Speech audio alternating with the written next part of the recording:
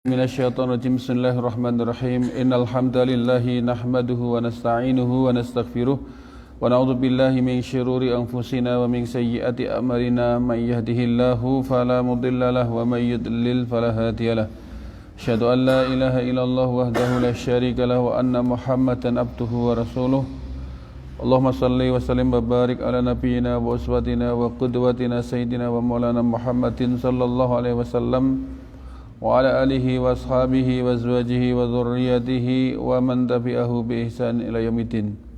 Qala Allah Ta'ala fi kitabil karim, a'udzu billahi minasy syaithanir rajim, ya ayyuhalladzina amanu taqullaha haqqa tuqatih wa la tamutunna illa wa antum muslimun. Allahumma faqihna fid din wa 'allimnal kitab wal hikmah waghfir dhunubana wa tahhir qulubana wa fasih alsinatana wa hassin furujana wa atinal hikmata wal hukma rahmatan lil alamin.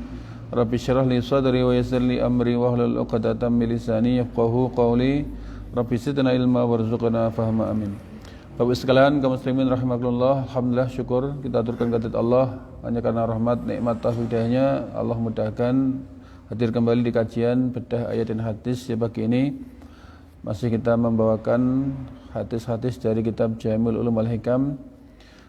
Hadis yang keempat seputar tentang proses penciptaan manusia dan juga penciptaan takdir-takdirnya.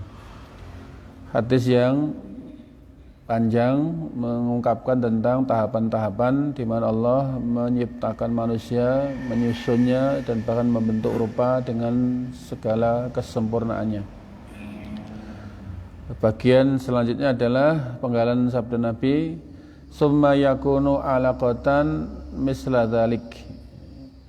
Kemudian jadilah segumpal darah seperti itu. Artinya tahapan-tahapan proses penciptaan adalah dengan waktu 40-an hari. Yaitu 40 hari pertama manusia dicipta dimulai dari sperma yang menetap di rahim. Dalam waktu 10 hari masih dalam keadaan berbentuk sperma. Kemudian berbentuk menjadi segumpal darah seperti itu juga, artinya seperti waktu 40 hari juga, yakni arba'ina yauman, yaitu dalam waktu 40 hari. Wal alaqatu, sedangkan yang dimaksud alaqah yaitu adalah qit'atum minad dam, yaitu potongan dari darah, sepotong, secuil, darah, itu bentuk darah mengental. Qit'ah seperti potongan sesuatu. Setelah dalam waktu 40 hari yang kedua berubah menjadi segumpal darah. Summa yakunu mudghatan misla dzalika. Kemudian 40 hari berikutnya menjadi segumpal daging. Misla dzalika, ya seperti itu. Artinya arba'ina yauman, ini seperti 40 hari sebelumnya. Jadi tahapan perubahan bentuk janin itu dalam tempo 40 harian. Ya, mudghah itu apa? Mudghah kalau bahasa kita sak kunyahan, sak mamahan. Jadi mudghah itu sesuatu yang bisa dikunyah. Jadi ya berapa ya, sak pentol bakso nanti lah. Mudghah itu sesuatu yang ketika dimasukkan mulut itu bisa dikunyah.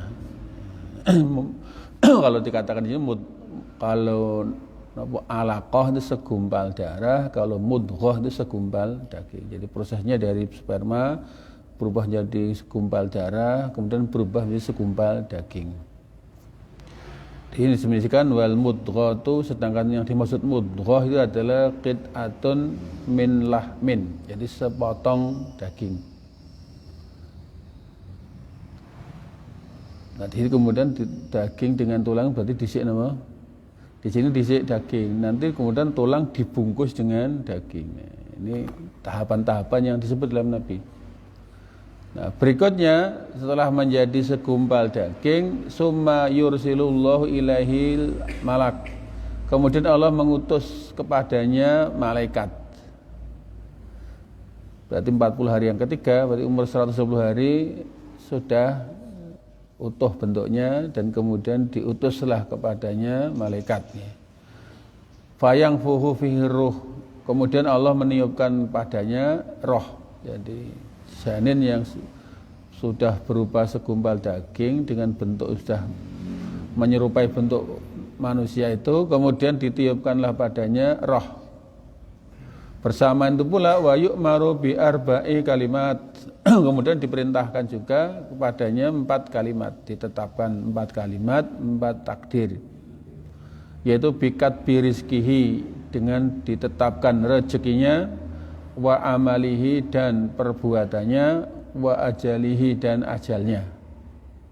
Jadi di 40 hari ketiga sudah clear berapa rezekinya, seperti apa perbuatannya, dan bahkan bagaimana ajalnya dan bahkan nasibnya, wa syaqiyun dan celakanya, au sa'idun atau bahagianya. Sudah selesai. Lah, fahadal hadisu, maka hadis ini yadullu menunjukkan ala annahu, bahwa sesungguhnya penciptaan itu yataqallabu, mengalami perubahan-perubahan. Jadi hadis tadi menunjukkan bahwa proses penciptaan manusia itu ada tahapan yang berupa perubahan-perubahan. Dalam berapa lama? Fi mi'ati wa ishrina yauman, dalam waktu 120 hari. Jadi perubahan yang disebut tadi jadi hanya 3 kali 40 hari, berarti 110 hari. Berarti 3 tahapan. Fi salah satu atwarin, terbagi dalam 3 fase atau 3 tahapan. Fi kulli arba'ina minha, dan di setiap 40 hari dari 3 tahapan itu, yakunu fitaurin, yaitu menjadi satu fase. Fa yakunu fil arba'in al-ula, maka jadilah di fase 40 hari pertama itu nutfatan, sebagai sperma. Summa fil arba'in asaniyati, kemudian di 40 hari yang kedua alaqatan, berupa segumpal darah. Summa fil arba'in asalisati, kemudian di 40 hari yang ketiga mudghatan, sebagai segumpal daging.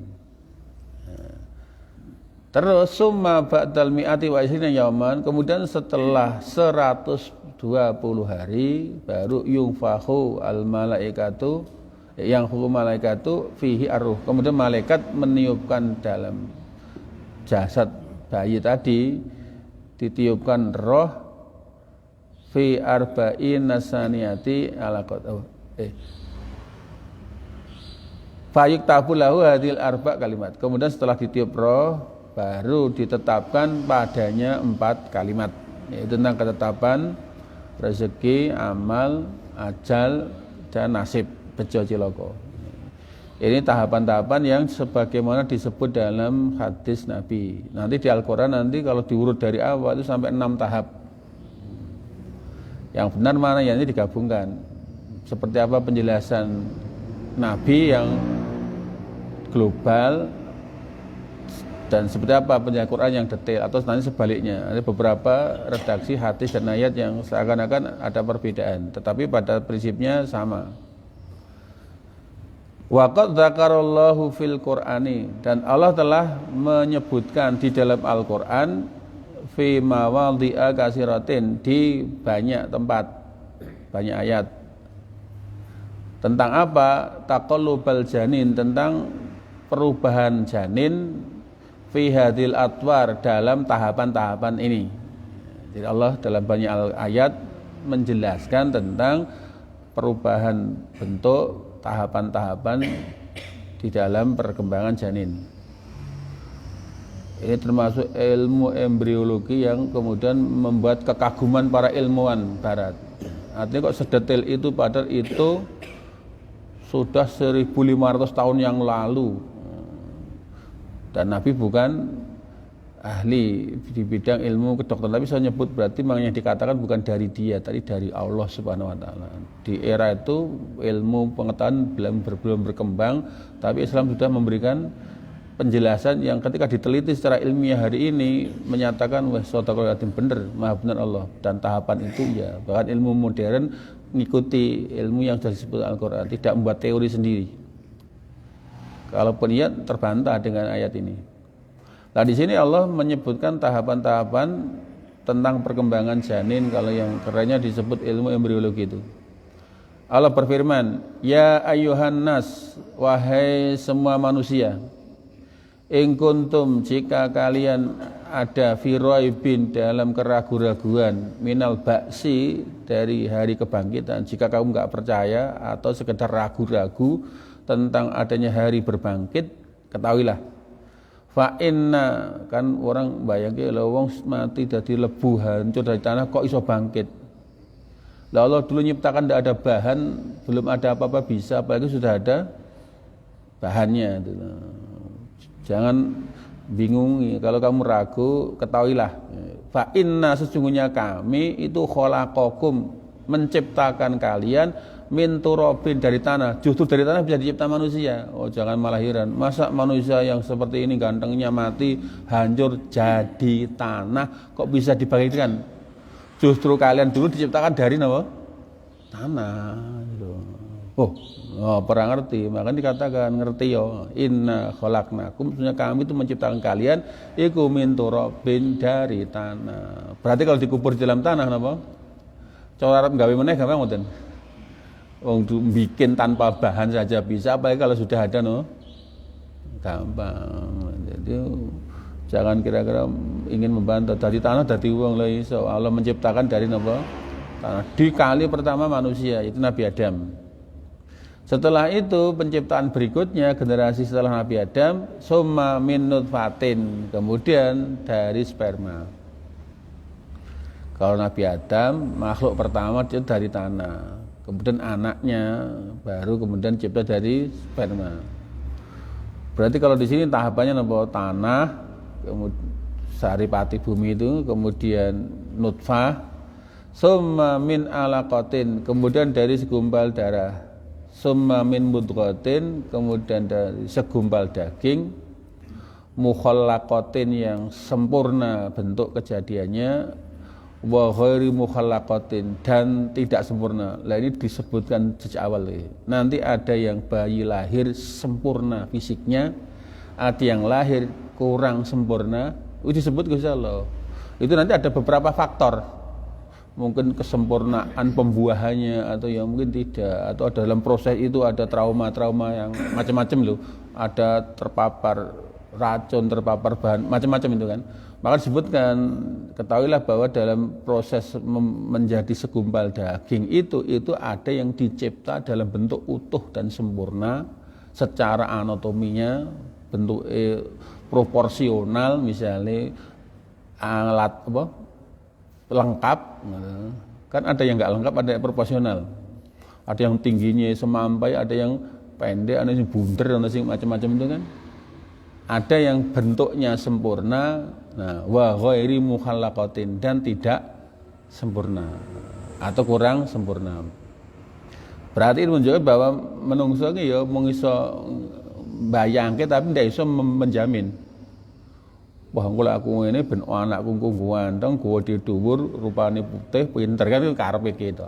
Tapi ternyata Allah yang mengatur. Dalam proses itu ada yang kemudian dibentuk dengan bentuk penciptaan yang sempurna kejadiannya, wa ghairi mukhalaqatin, dan tidak sempurna. Supaya apa? Linubayyina lakum, supaya kami itu menjelaskan kepada kalian. Oh ternyata yang kuasa itu apa? Allah.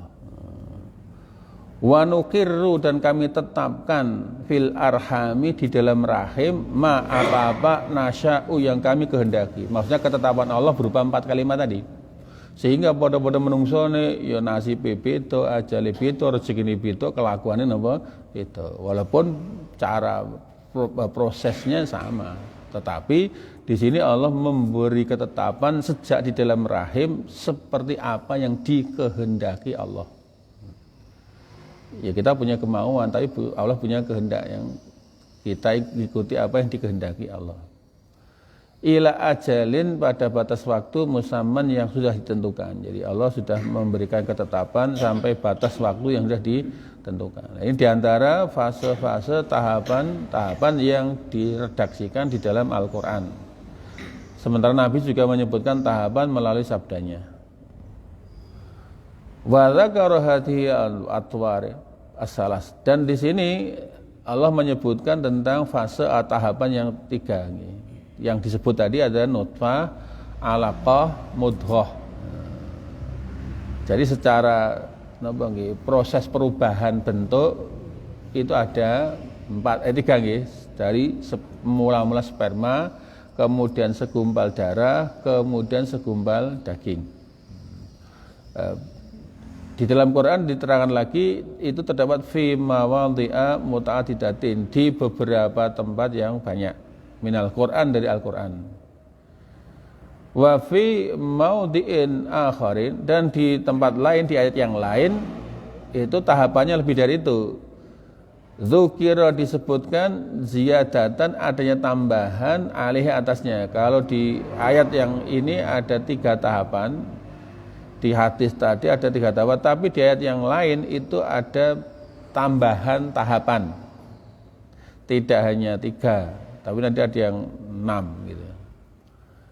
3 tambahannya apa? Faqala, Allah berfirman fi suratil mu'minin, di dalam surat Al-Mu'minun ayat 13 14. Misalnya walaqad khalaqnal insana min sulalatin min tin. Ini dimulai dari sini. Sungguh kami telah menciptakan manusia itu dari saripati dari tanah. Saripati tanah ini apa? Ya makanan-makanan yang dikonsumsi manusia, yang dari makanan itu nanti menghasilkan sperma. Jadi manusia itu dirunut lebih ke belakang lagi, itu diciptakan dari min sulalatin min tin, dari saripatinya tanah. Lah maka nanti di antara kualitas sperma yang dihasilkan juga dikaitkan dengan kualitas makanan yang dikonsumsi. Saya pernah mendapati kasus bayi lahir dalam keadaan meninggal, dan itu ada gosong-gosong macam-macam ini loh. Tak tanya lagi apa, tak runut-runut, ternyata bapaknya itu biasa mengkonsumsi makanan yang tidak sehat. Termasuk antaranya minuman-minuman suplemen sering. Itu kan dulu mempengaruhi. Atau makan-makanan yang dalam kategori tidak sehat. Itu kan saripati makanan yang dari makanan diekstraksi menjadi sperma kan. Itu berarti mempengaruhi kualitas. Kan saya bocah itu lahir dalam keadaan terus meninggal itu seperti keracunan itu. Wah, ini sing racunnya apa? Berarti ada kontaminasi dari bahan makanan sehingga menghasilkan itu terjadi. Makanya kan sejak awal di dalam konsumsi makanan kan disuruh kalau wakulu makanlah halalan thayyiban. Jadi juga akan mempengaruhi. Muangane sate kuda piye Pak berarti? Iki mitos apa fakta itu. Berarti kualitas makanan juga akan mempengaruhi kualitas sperma. Dan nanti akan mempengaruhi kualitas manusia dicipta darinya. Jadi diawali dari sesungguhnya kami Allah menciptakan manusia dari saripati dari tanah. Summa dari saripati dari yang bahas lihat kalimat khalaqa dan ja'ala. Menciptakan terus menjadikan. Nah, ini kan kalimatnya beda kan? Allah menciptakan manusia dari saripati tanah, dan dari saripati tanah itu summa ja'alnahu nutfatan, kami jadikan sperma. Berarti sperma itu dihasilkan dari apa? Makanan yang dikonsumsi yang bersumber dari saripati. Berarti itu termasuk makanan yang sumbernya dari nabati apa hewani.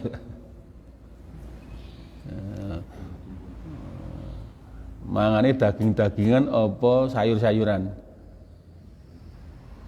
Sing marai darah tinggi makan sayur makan daging, Pak.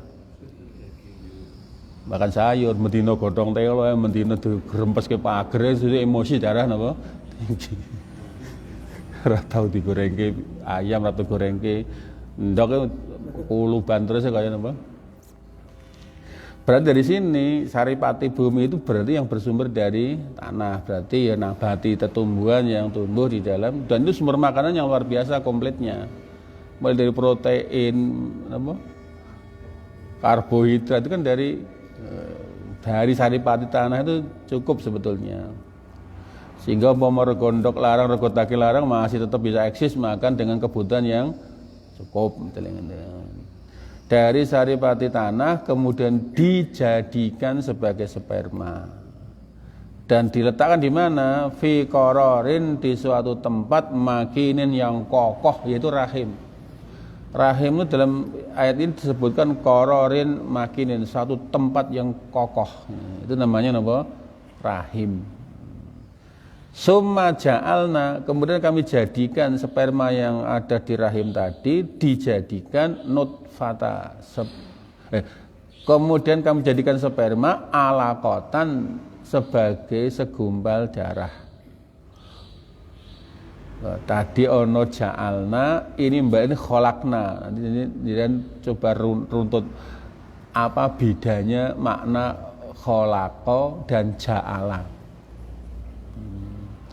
Nek kholaqah menciptakan tadi ono, nek jala wis ono didadekke apa? Allah khalaqa syajarah, Allah menciptakan kayu, pohon, pohon. Dari pohon dijadikan meja, kursi, tarik bengek itu loh. Bisa tidak menciptakan dan menjadikan? Jadi kalau menjadikan itu wis ono napa? Sebuah istilahnya ono menciptakan, ono menjadikan. Tadi ini berulang, ada pemilihan kata mencipta dan menjadikan.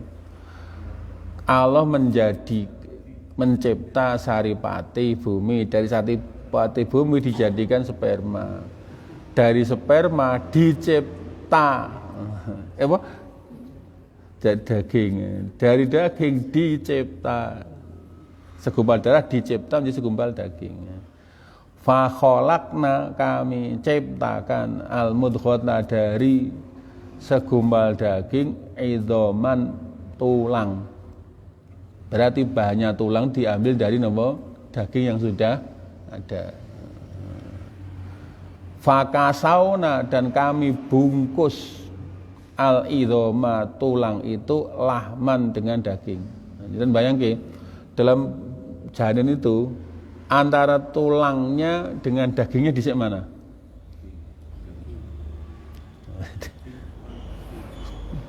Saya tahu diurut ya jadi. Ini kejadian urut. Pertama saripati diubah menjadi sperma, sperma diubah menjadi segumpal darah, segumpal darah diubah menjadi daging. Dari daging dicipta tulang, dan tulang itu kemudian dibungkus lagi. Jadi piye?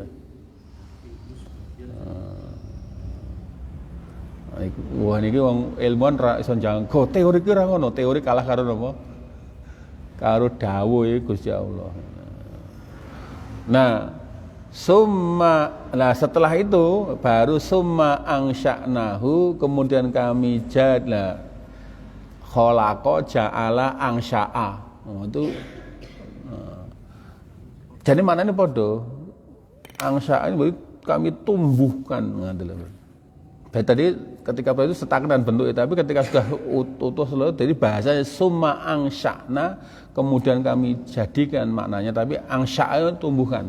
Ada perkembangan. Summa angsya'na, kemudian kami jadikan khalqan, sebagai makhluk akhara, yang berbentuk lain. Lalu sudah mulai lengkap, ono jari-jari ini, sudah ono mripate, ono suweke mulut, ono bolongan kuping, sudah ono kuku, sudah macam-macam. Berarti sudah menjadi bentuk lain, bukan tadi kepel-kepelan tadi loh kan, segumpal darah, segumpal daging, gitu. Begitu sudah menjadi makhluk yang berbentuk lain. Jadi berbentuk lebih sempurna. Sudah muncul tadinya kan ngeten. Misalnya kok gelondongan, kayak boneka niku lho. Sing akhirnya nanti ana sel, kemudian memang uripe terbatas waktunya tadi, mati, sehingga jadi sela-selanya jari. Kalau jenengan delok bayi kan pertama kan gatek gandeng ngeten ya. Nah, maka nanti Allah menetapkan ila ajalin musamma. Tadi umurnya daging, balung, dan itu ditentukan. Nanti ada yang terbatas waktunya berapa hari, akhirnya jadi mati selnya, jadi sehingga membelah jadi ini. Tadi kan kalau dilihat perkembangan tangan kan belum ada jari-jarinya gitu kan. Begitu nanti iso megar iso macam-macam lah, itu nanti ada memang sel yang mati, ajalnya sampai di situ.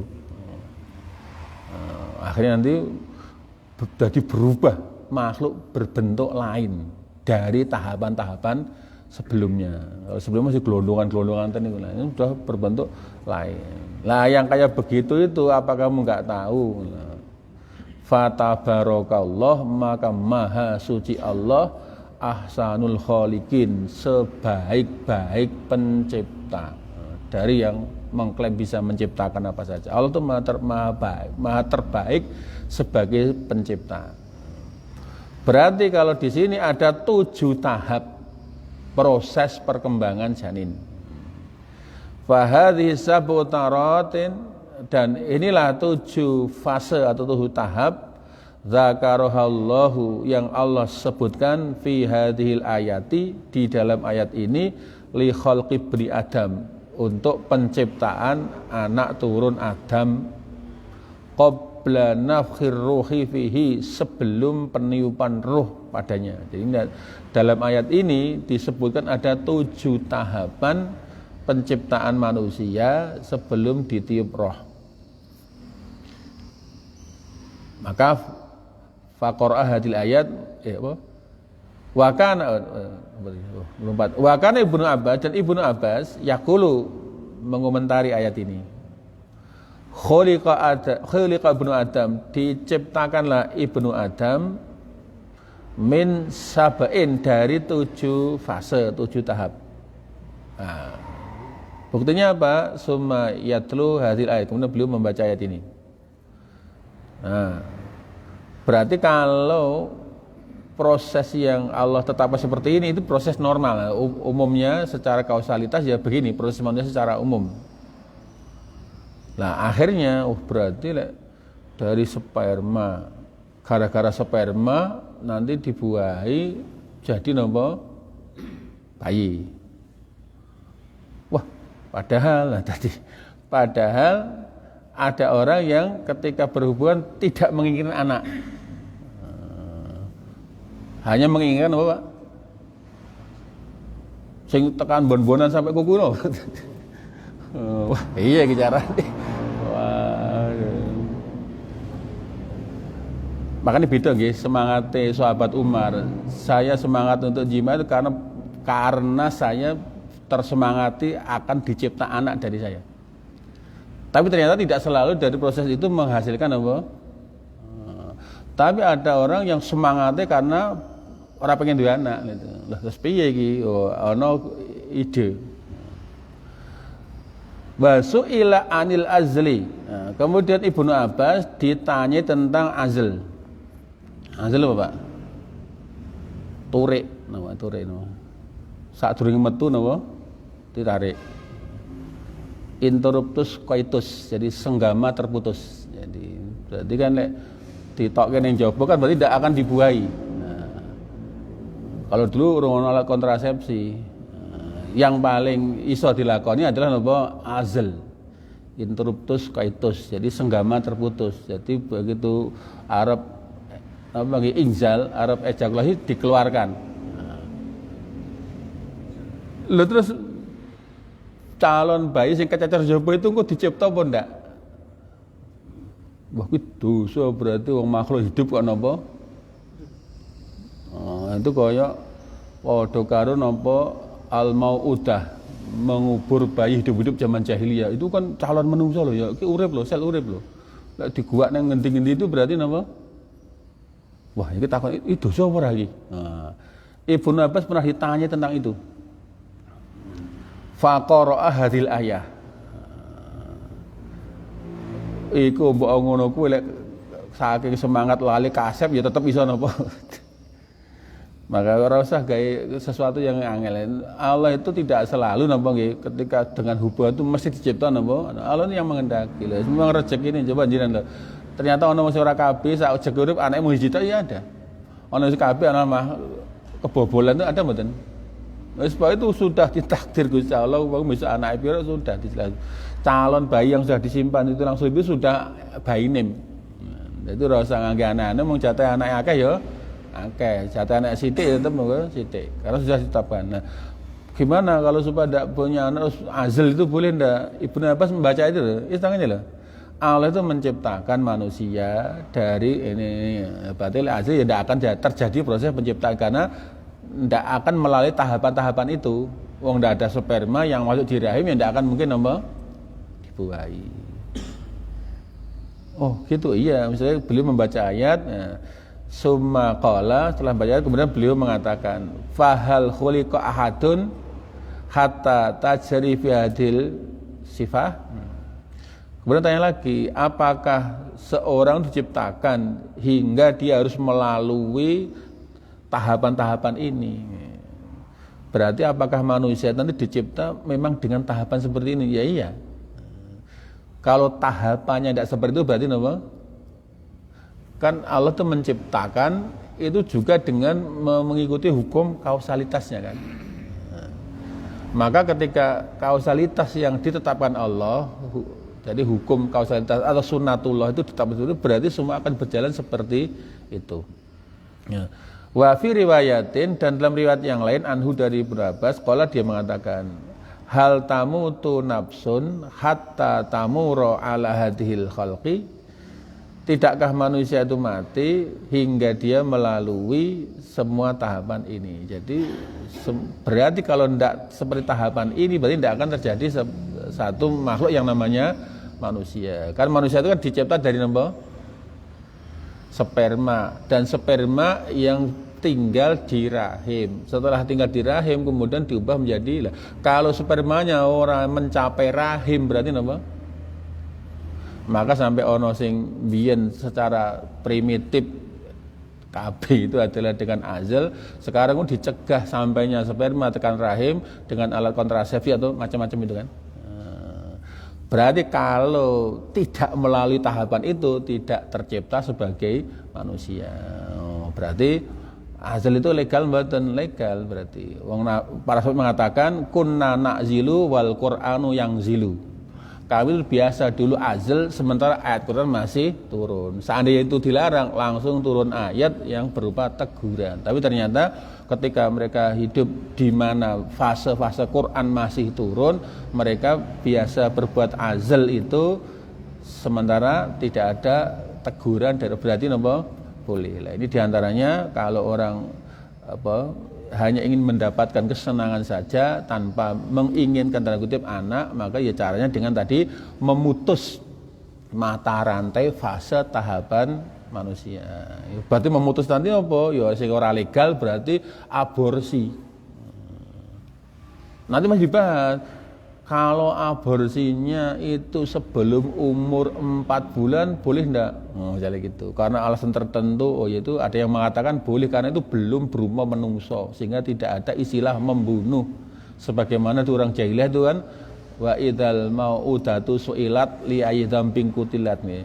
Ketika nanti bayi-bayi perempuan yang dikubur hidup-hidup itu ditanyai atas dosa apa dia dibunuh, berarti tidak sama, karena dulu takut jangan-jangan kalau azal itu seperti mau udah jadi membunuh bayi perempuan yang dikubur hidup itu belum berupa bayi, itu kayak berupa bahan.